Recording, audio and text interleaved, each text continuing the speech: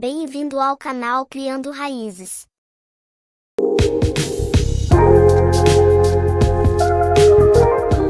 As sementes de mostarda são as menores? Ou Jesus estava errado? Na parábola do grão de mostarda, Jesus o chama de menor semente. Mas, será mesmo? Tanto os evolucionistas quanto os criacionistas da Terra Antiga se apegam a essa parábola, os evolucionistas para desacreditar totalmente a Bíblia e os criacionistas da Terra Antiga para provar que a Bíblia não precisa ser tomada ao pé da letra.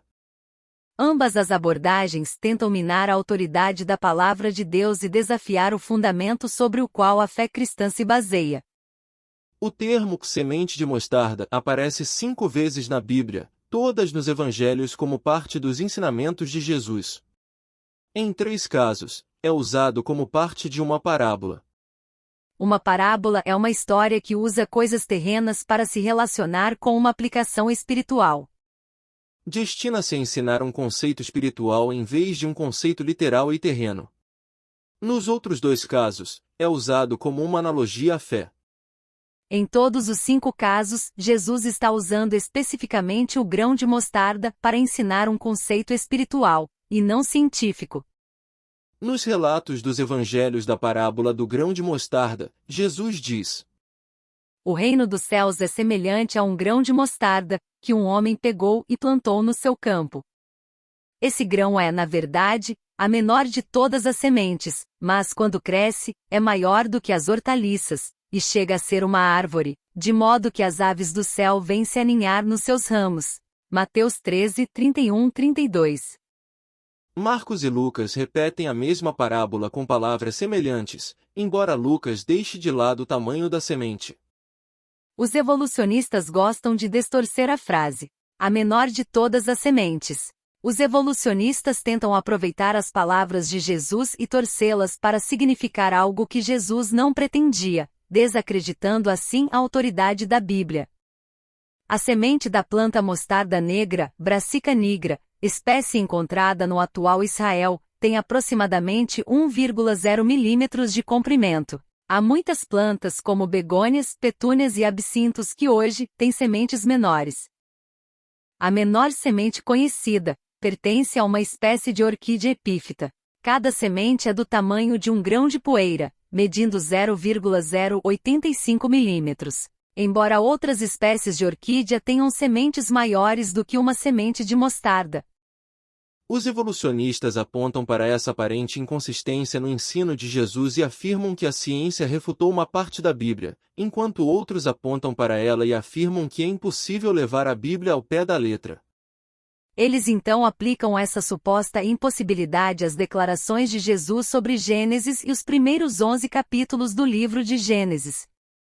Os evolucionistas estão assumindo que os tamanhos de sementes que observamos no presente eram os mesmos no passado. É bem possível que algumas ou todas as plantas com sementes menores ainda não tenham se diferenciado nas espécies que observamos hoje. As orquídeas epífita, por exemplo, podem não ter se ramificado do tipo de orquídea originalmente criado no momento em que Jesus fez sua declaração. Mesmo supondo que essas sementes menores tivessem se ramificado do tipo orquídea, os judeus não estariam familiarizados com elas. Então não haveria sentido em Jesus citá-las como exemplo. No entanto, os cerca de 2000 anos desde que Cristo viveu é certamente tempo suficiente para que especiações adicionais tenham ocorrido dentro do tipo orquídea, dada a rápida taxa de especiação. Ironicamente, mesmo os evolucionistas admitem que a especiação pode ser rápida. Muitos estudos determinaram taxas rápidas de especiação em múltiplas formas de vida, de algas a peixes e mamíferos.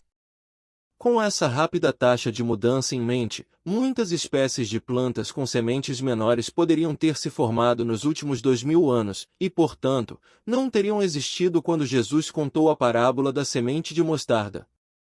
Assim, o grão de mostarda poderia ter sido a menor semente nos dias de Jesus. Isso é especialmente verdadeiro porque o contexto da parábola parece apontar para sementes semeadas no campo. Nem todas as sementes existentes e a maioria dos agricultores não semeia orquídeas no campo até hoje. Quando Jesus fala de Gênesis capítulo 1, ele se refere a ele como história real.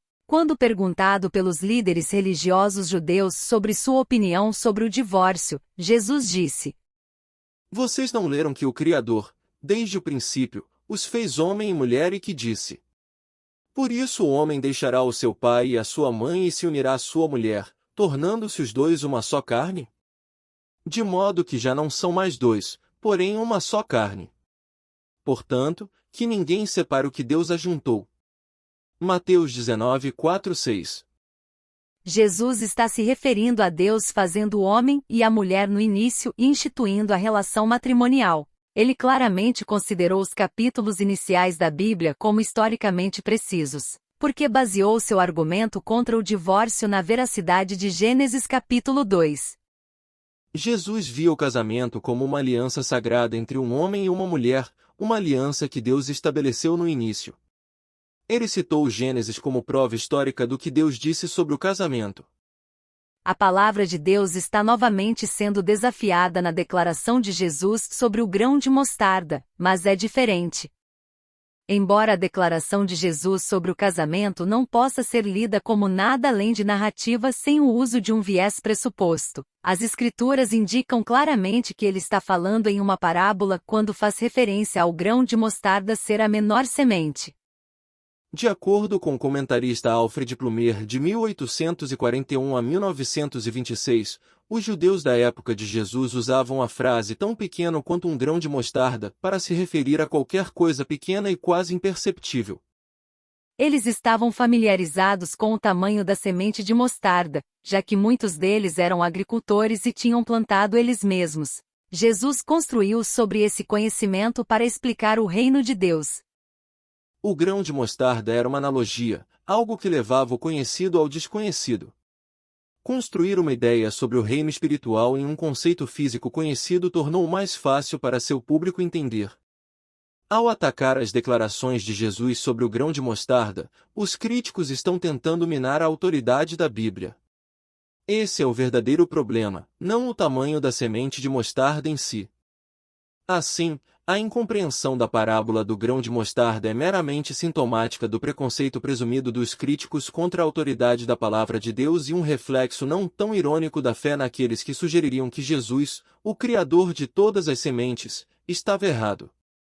E o Filho de Deus, o Deus-homem, Jesus Cristo, ainda falando sobre o grão de mostarda, deixa para as próximas gerações uma frase ainda mais espetacular que Mateus registrou em seu livro, que diz: Pois em verdade lhes digo que se tiverem fé como um grão de mostarda, dirão a este monte, mude-se daqui para lá, e ele se mudará. Nada lhe será impossível. Mateus 17, 20. Jesus Cristo nos ensina que a fé não precisa ser grande, talvez como do grão da mostarda. Se você gostou, curta, compartilhe e se inscreva no canal. Obrigado.